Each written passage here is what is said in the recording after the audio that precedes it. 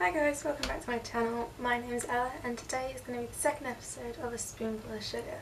I just want to say thank you for all the nice comments on my last video. I was really happy with how it was received and everything, and I got a couple of people messaging me about things.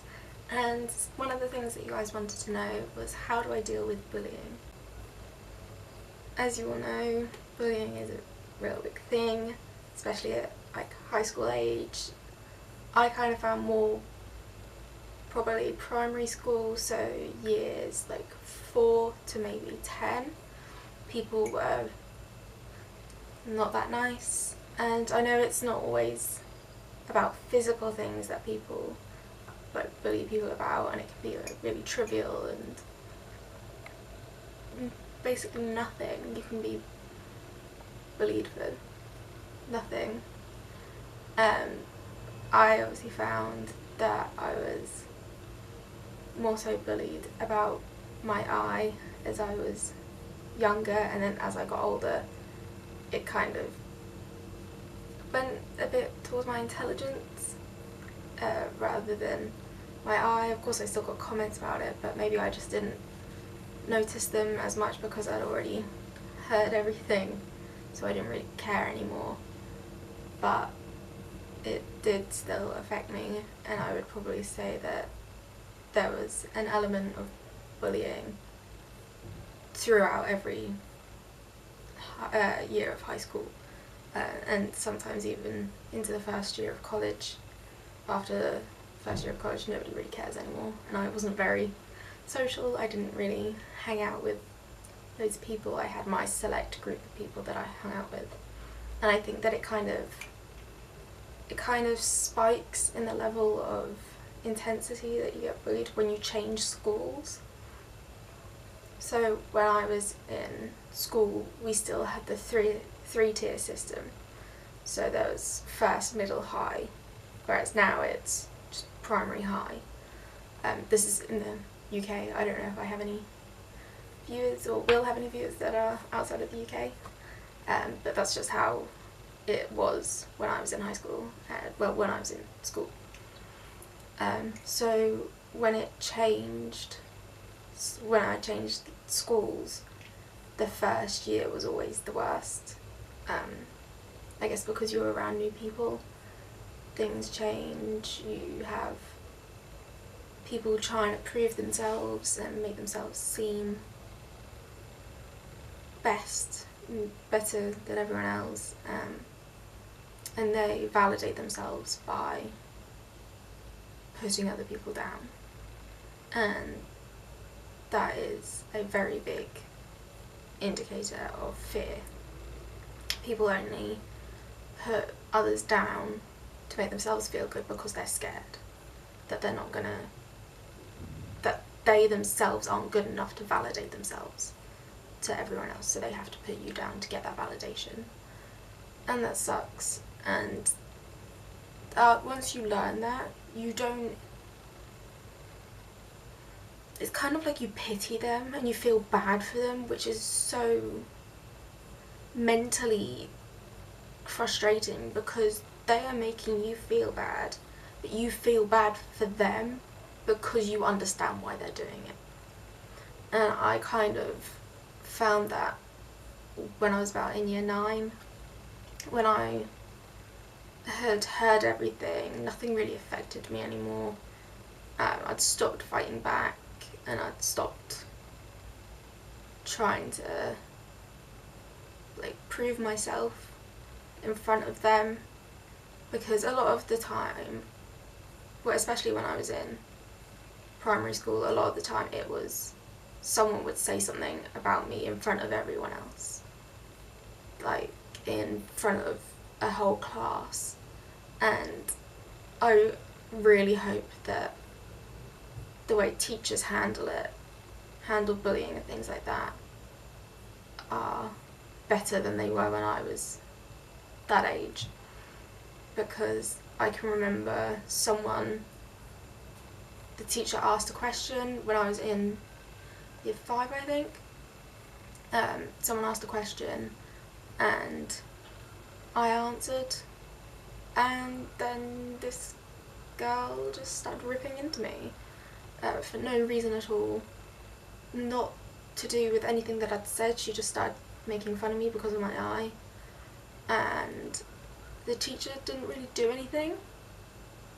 They just sat there and then eventually was like, okay, just like, give it a rest, stuff like that.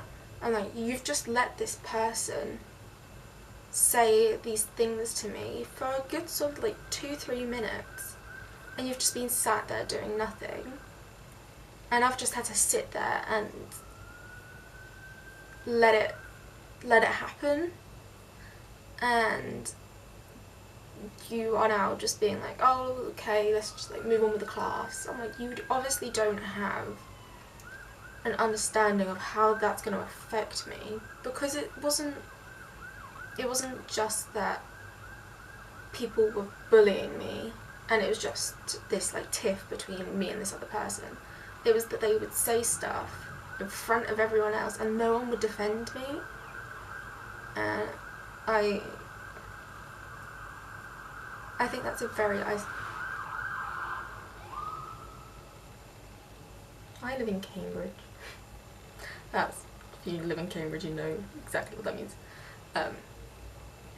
It's very isolating, so I didn't ever feel like I had many friends, and I think I did that to myself as well. I would isolate myself because I didn't want someone to pretend to be my friend, and then I don't know, I guess that was a really big fear, that I thought that people would pretend to be my friend to then just be mean to me. And it's not a good thing to do that, because then you become very lonely and then it's very hard to get out of that mentality. And that was something that I definitely carried on into high school. And I was so nervous about starting high school, because there was only 3 of us, including myself, that went from my primary school to the high school that we went to, because we were out of catchment.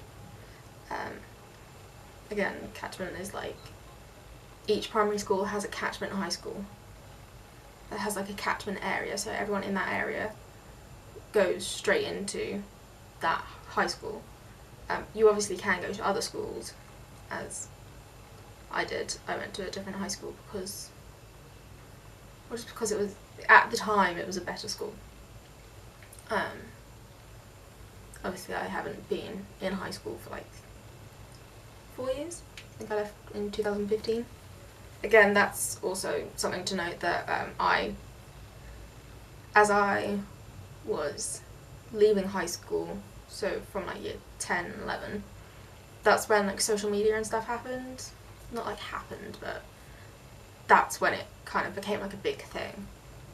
So I never really dealt with like cyberbullying as much as more people nowadays would. I did in the last 2 years, and especially in college and stuff like that, I did experience cyberbullying. You can report photos and pages and stuff like that on Instagram, Facebook, Twitter, things like that. And you can report it, and you can say like, this person is stealing my photos, or this is harassment, or this is bullying, and things like that. So how I dealt with things like that, how I dealt with bullying more like face to face, the only thing that I would say is more important than anything is tell someone, anyone. Even if it's your friend, if it's your parent, if it's a teacher, anything like that, just tell someone. Not only because if someone of authority knows, and I guess it works better the younger that you are, because the older that you are, you start to, like, you don't care what teachers say, but the older you are, then there's punishments for it. So hopefully that will help. And when you're younger, you fear authority more. So if someone of authority tells you to stop doing something, you're more likely to stop doing it. But that's not my main reason of telling someone. My main reason is because you're then not alone in it. And I kept a lot of things hidden from everyone. I kept a lot of comments back. Of course, like, there was some times where it just really got to me and I uncontrollably just blurted it all out and told someone. But it's the fact that you're then not alone. Someone else knows, so you can then tell someone else and you can talk about it, because it really does play on your mind. And it's a horrible thing to think, but it does affect your mentality about yourself. Because if someone that is supposed to be on your same level, someone that you respect as an equal, tells you something about yourself that you might already think in the back of your mind, then it becomes too real and it becomes too much, that you then start to believe it. And the majority of the time, 99% of the time, what they are saying is not true. They are just doing it to make you feel bad, to make themselves feel good. And you shouldn't fear them, you should pity them, because it's sad that that's how they have to get their validation. Especially when I got to high school and stuff like that, I found that I was just letting them say things. I was just letting it come at me. I didn't care. And that also wasn't good. But the one time I tried to fight back, I got in more trouble than they did. They were saying something about me and a teacher was walking past, and I told them to, in lesser words, be quiet and go away, and that I didn't care what they were saying, and I got in more trouble than they did. They got told to be like, oh, don't talk to people like that, you shouldn't talk to people like that, and I got a detention. And I had to spend my lunch break explaining why it wasn't good to talk to people like that. And I sat there for 20 minutes trying to fight with the teacher, telling them why I had said it. And then eventually I was just like, oh, you know what, I don't care. Yeah, I shouldn't have said it. Like, I don't care. But in my mind I was just like, yeah, I should have said it. Like, I'm not gonna sit back and let people take it. Like, I'm not gonna let them treat me like that. And I think the way that as you get older, then you realise that you can fight back without steeping to their level. And I eventually, in high school, like year 11 in the first year of college, if someone said something to me and was like obviously being mean about it, I was like, oh, I'm blind in my eye, that's why it looks different. Would you like me to educate you so you aren't as ignorant? They would be like, oh, okay. Didn't realise that was going to happen. Like, okay, whatever. And then they'd stop. And I think that's because they were more mature than the people in high school were. And it honestly is just learning to brush it off. Because there is no way that I can say, oh, they're not going to bully you, it's fine, it's great. Because that's what children do. Children bully other children, people bully other people, even sometimes adults will be ignorant and say something in a way that they probably should have thought about before, but then it's okay. So I'm not going to pretend that it's going to be easy, because it probably isn't. The way that you can make it easier on yourself is to try and find a way of coping with it. And I know it's stupid, I know it sucks to think that you have to find a way of coping with someone bullying you, because that's not right, that's not okay. You shouldn't ever have to deal with it. But once you've done all you can, and once you've said your piece to them, and once you've told someone about it, and I do recommend telling the teacher, because you will always be your parents' baby. They will always want to protect you. So if someone says something to you, they might be like, right, come on, we're going back up to school, like, we're going to go and talk to your teacher and we're going to get them in trouble. They might not have a complete level head at that time because they want to protect you. And that's a good thing, because in 20 minutes after it, they will think, okay, maybe marching back up to school at 5 o'clock in the evening isn't a good idea. But teachers they don't have a bias. They're not gonna, if they do, they shouldn't, and they're a bad teacher, but they're not gonna favour anyone. So thinking in the moment, okay, maybe I just like pull the teacher aside and be like, can you like not make a deal about it, but so-and-so is bullying me, I think it's like not okay, like, maybe something should be done about it, but like don't make it obvious, like I'm saying something.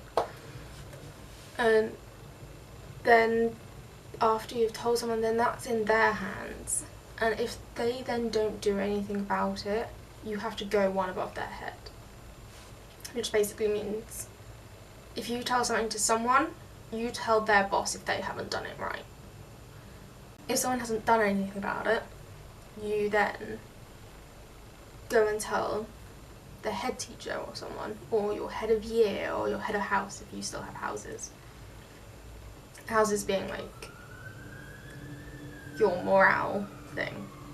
I think they're called morales now? I don't know. But you go and you tell them, and then they will do something about it. And then if they don't do anything about it, you go one above their head until you're at the top of the chain. And if they're not doing anything about it, that's when then you can get angry. Then you can fight for yourself. It's Chinese New Year and they've got the drums. The dragon's really cool.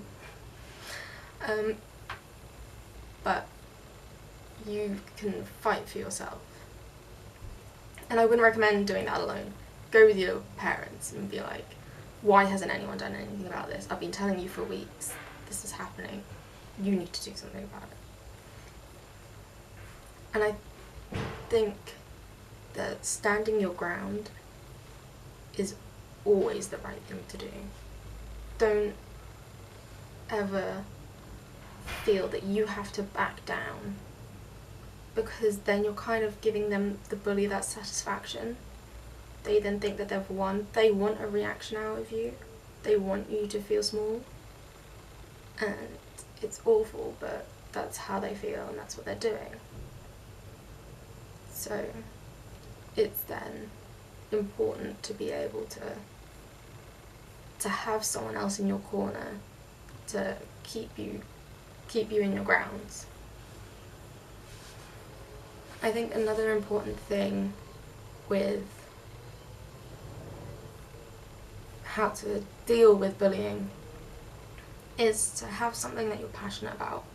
It's away from all of it. Not something in school, not something that necessarily has to be done with other people, but something that you enjoy. Even if that's like reading, playing video games,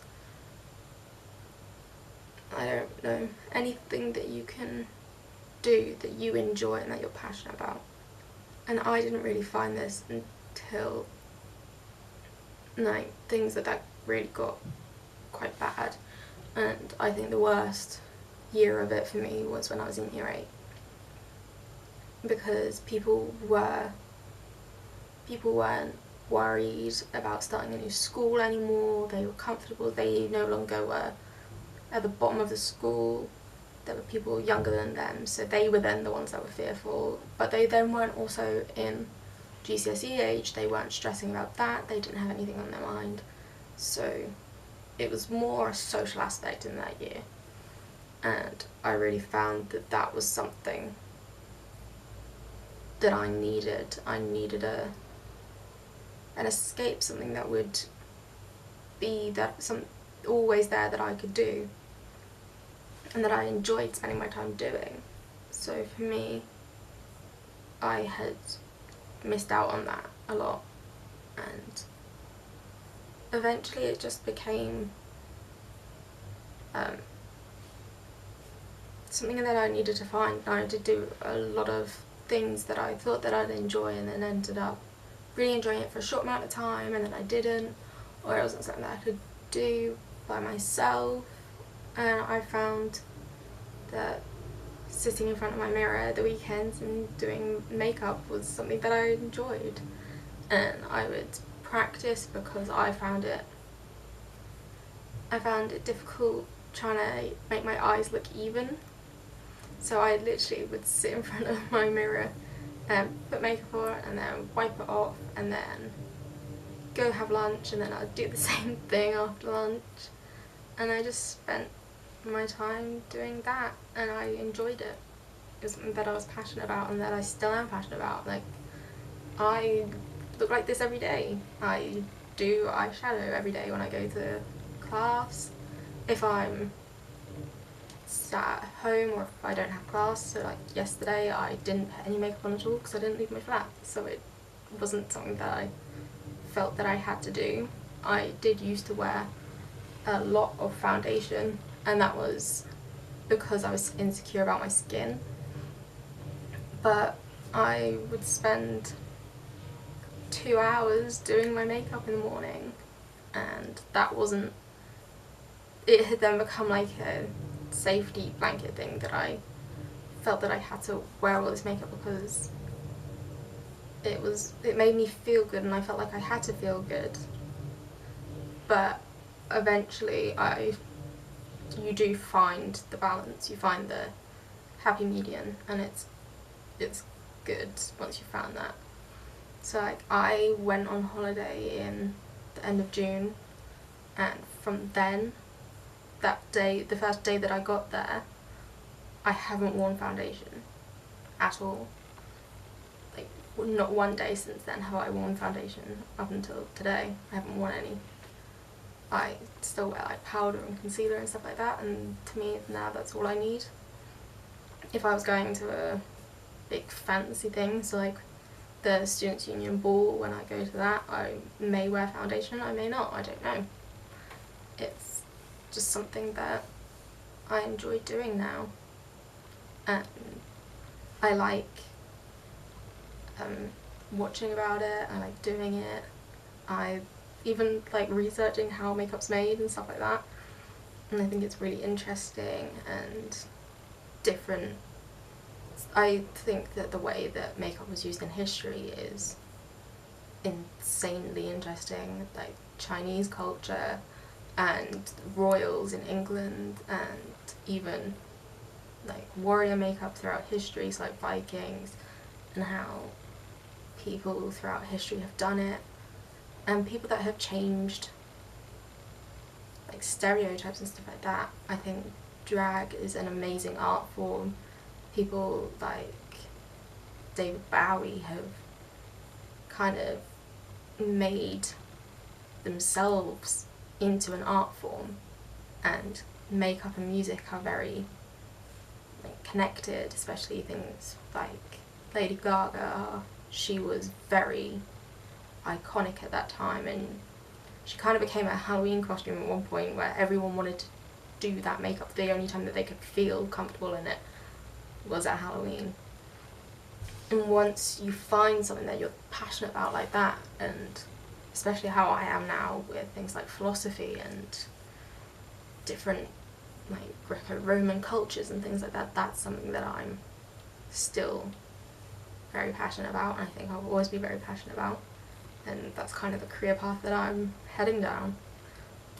I will talk in another video about careers and MAs and applying for things like that, and hopefully once in like a year, I know it seems a long way away, but in a year, once I finish my portfolio for my master's interview and application stage, I will show that and kind of accumulate things that I've found passion in.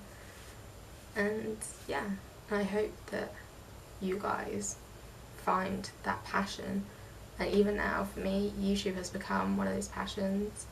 I'm enjoying the filming and editing and finding out what you guys want to see and things like that, and I think it's very interesting. So yeah, I hope you guys find that passion that you enjoy and will continue to enjoy, and that it will evolve through the years with you. And I just want to leave off by saying that no one's opinion will ever change who you are.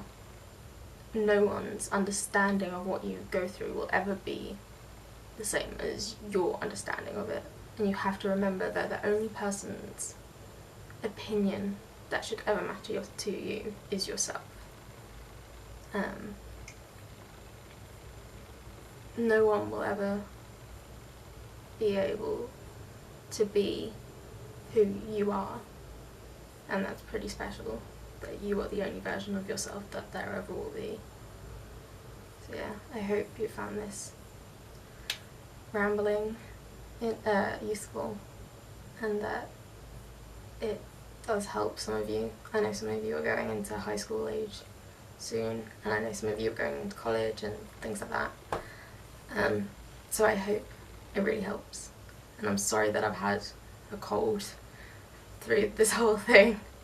So yeah, I hope you enjoyed this tea talk, and I will see you guys in the next one.